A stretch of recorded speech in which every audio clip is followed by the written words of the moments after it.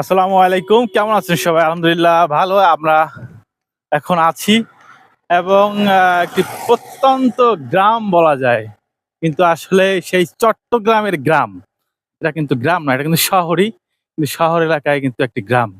আপনি কোনোভাবেই বুঝতে পারবেন না যে এটা আমি এখন শহর এলাকায় আছি। এটা হচ্ছে আরকি চট্টগ্রামের একটি গ্রাম এলাকা এবং চমৎকার সুন্দর এবং মনোরম দৃশ্যে ভরপুর।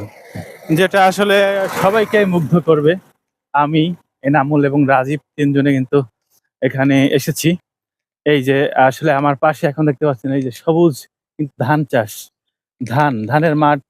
এপাশে হচ্ছে এই যে সিম গাছ, এই যে সিমের চাষ, এপাশে নারকেল গাছ।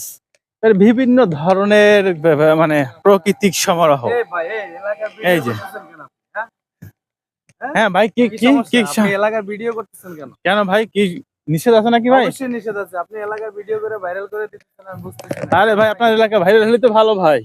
সবাই ঘুরতে আসবে। এদিকে কত সুন্দর সিম গাছ, লাল শাক গাছ, পালং শাক গাছ, এগুলো আপনি এগুলা কেন ভিডিও করতেছেন?